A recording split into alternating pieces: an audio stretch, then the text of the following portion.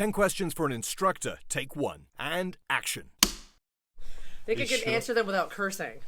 Exactly. Try not to curse. I won't, I promise. But I might mock your accent. Back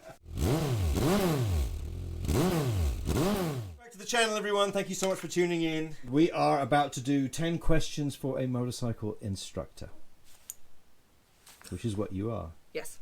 And we'll get into that in great depth. Anyway, thank you for being on camera. Thank you for having me. And this beautiful motorcycle is your new acquisition. So we're going to get into that later as well. And we're going to do a walk around. You can show me all about the bike. Right now, I just thought it was just so pretty that it's just the forefront of the frame. And nice frame. I'm going to shut up. Let's get on with the questions. All right. So question number 1. Why? Why? Just why? Why? I don't know. It's an addiction. Why did you want to become a motorcycle instructor? I've lost some friends to motorcycle accidents, as most of us who are in the industry or in the hobby have lost. Most of us have lost people, I should say. Right. And it motivated me to not just become a better rider, but try to help mitigate other people's risk as well. If I could do that with a little bit of humor while being serious, then that makes the day go better. So that's 100% why, to help other people not have the same problems that I've had in my past. Very cool. Question number 2. When did you become a motorcycle safety instructor? I became a motorcycle safety instructor in the summer of 2015. June 2015 is when I got my certification with the California Motorcycle Safety Program. Before that, I was teaching sidecar bikes for a business, so not the same thing, but safety is still a part of that. Okay. So the first instructor training you did was through the CMSP program, Total Correct. Control? It wasn't MSF? Nope. That came after? Yep. Okay. All right, cool. Question number 3. Where did you do your motorcycle training?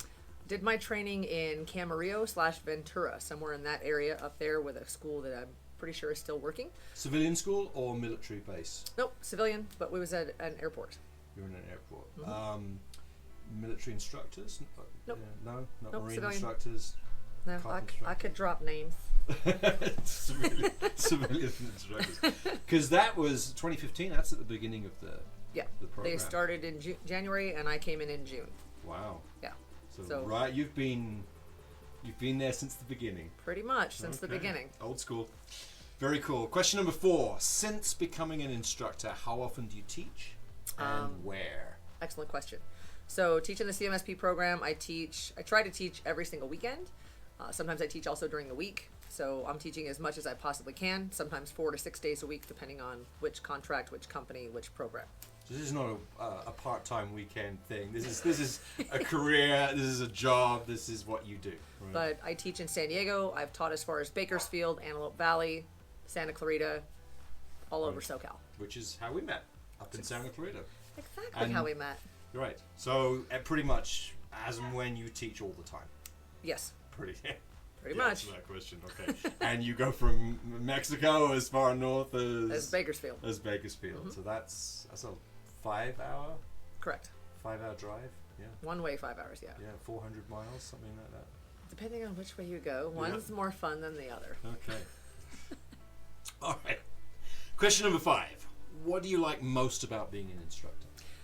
My favorite part about being an instructor is there's those people who really are motivated to learn, and being able to help them through that journey is amazing when they see the light bulbs go off. But I also appreciate the side that some people aren't motivated to be there. They're pushed to be there by some other influence, and helping them make the decision for them that it's not for them. I appreciate that one as well. Right. Most people like the teaching part, and I do, but for me it's about the personal relationship with the student, giving them what they need to either succeed or make the decision that it's not for them. Great answer. Question number 6. What do you dislike most about being an instructor? This is the flip side of the coin. Flip side of the coin. The part I hate the most is all the paperwork. Okay. I mean, there's a lot of intake paperwork to just bring a student on and put them on the range. There's sign-up sheets, there's waivers. Depending on which site you're at, there can be a lot of paperwork that goes along. Right. Anytime a person has some kind of an incident and hits the ground, there's more paperwork. It takes up a lot of time. It's my least favorite part of the job, but it's 100% necessary. I just don't like it all that much. Right. I don't even mind when a student is failing at something, because there's still a way to teach them if they're motivated. But the paperwork, there's just no getting around it. No. Agreed. And then if you're teaching the Harley Riding Academy, you've got to scan all the bikes. There's more at the beginning paperwork. of the day, at the end of the day, every bike gets paperwork. It's it's a lot. It can literally add an hour to the day. 100% it could. Easily. Yeah. Okay. Question number 7. This is my favorite question to ask. What is your favorite exercise to teach in the CMSP program? Well, I think that all of the exercises have value. My favorites to teach, real quick stops and swerves because they're life-saving skills, but every program that I've ever encountered teaches those. My favorite one to actually execute and teach is the low-speed skill exercises. While they might not be as commonly used, it's the most common way new riders tend to drop a bike is at a low-speed maneuver, so I like to help them build their confidence. Show them little tips and tricks that make that less intimidating, make them more confident in low speed, then going faster is easier. Right. So the sharp turns. Yeah, sharp from turns. the start. There you go. Offset weaves. Offset weaves, exactly. Cool. Question number 8. A little subjective, this one, but what's the best motorcycle, in your opinion, to train a new student on? I have a couple of favorites. I do really like the Suzuki Van Vans. Yay! It's unfortunate they don't make them anymore. You know I love my Van, and you didn't have to say that. I didn't say it for you. We have one down here that matches yours, and we call it the Santa Slayer. There you go. Because it's red and white. Red and white Van. Hands down my favorite bike. It's the most accommodating for inseam length, just in general. It's lighter weight, easier to balance and manage because it's got bigger tires, but they don't feel heavy when you're riding it. Other than that, any small engine cruiser that is older generation. I'm not a big fan of some of the newer generation small CC cruisers. I think they have taken out of account the short length of the rider's arms and legs, so they push them in a different position that's not as comfortable to learn in. So by those you'd mean like the new Rebel 300 ABS? Exactly. Yes. Not a huge fan of that. Don't hate the ABS aspect at all, but the new riding position that the rider is forced to be in, short legs not a problem, short arms becomes an issue. So you'd prefer an older Rebel over the new one? Interesting. Gen 1 for sure. Yeah, just because of the better riding position. Exactly. The seat heights are the same. Yeah. The rest of it, the ergonomics, it comes down to ergonomics for new riders. Question number 9. What's the scariest thing that's ever happened to you while instructing a class? And you've taught a lot of classes. I have. Hundreds and hundreds of classes, thousands of students. Then Yes. you must have seen pretty much. I've You've seen it all. I think I've seen it all. I've seen low speed wheelies. I've seen low speed stoppies. I've seen high speed crashes.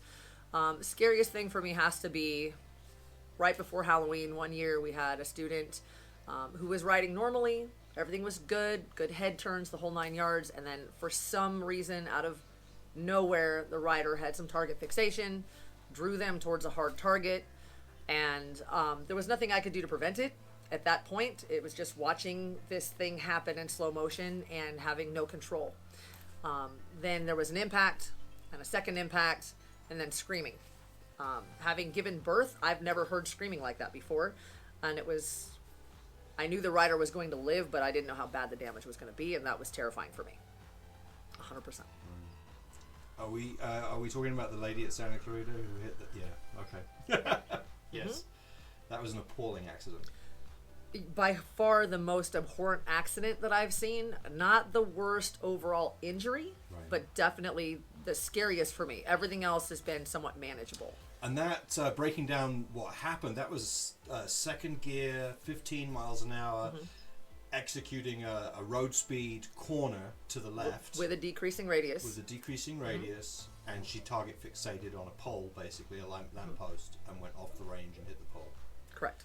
Sheared the forks as well on the Harley Davidson. Yes, broke the forks. Broke the radiator. The oil bent pump. the handlebars. Yeah. Leaking like a sieve. And destroyed her legs in the process. And Correct. hips. Compound fracture, lower left leg, fractured both sides of the pelvis, and broke the right arm. Yeah, that's a pretty serious accident. Pretty serious, yeah. And I think what I find pretty astonishing by that is that she wasn't a student at the time that you were overly concerned about as being a potential problem or someone you had to really, really watch all the students, obviously, but she wasn't someone that you would think, oh my God, she's going to have an accident any time. And there are those students. There's those ones where you're waiting, what's going to happen? Right. This was a student riding normally. taking the coaching, asking good, intelligent, articulate questions about technique or about speed or about anything. Very easy to coach, and definitely not on my radar at all as a concern. But as human beings, sometimes stuff happens, and we target fixate. And the bigger problem is we do that as riders in the real world as well. Yeah. She was distracted by the wrong thing and didn't keep her head turned in the direction where she wanted to be. Correct. Because I had eye contact with her, and all of a sudden she broke eye contact, and then chaos. So definitely very scary for me. And that was a class, I think, if I'm right, got completely shut down. Everybody had to go home at that point, between the paramedics and the fire department showing up, and then we had hazmat team doing for the cleanup. fluids. Yes, it was a mess. Yeah, hot mess. Yeah, very frightening. Okay, so let's move on to something a little happier note, because accidents do happen. But final question number 10. What advice do you have? Do you have any advice for someone thinking of becoming an instructor? What would you say to... Excellent question. I roped you into it. You did rope me into it. You are the reason why I am now a motorcycle instructor. It's all your fault. It's 100% my fault, and I own that.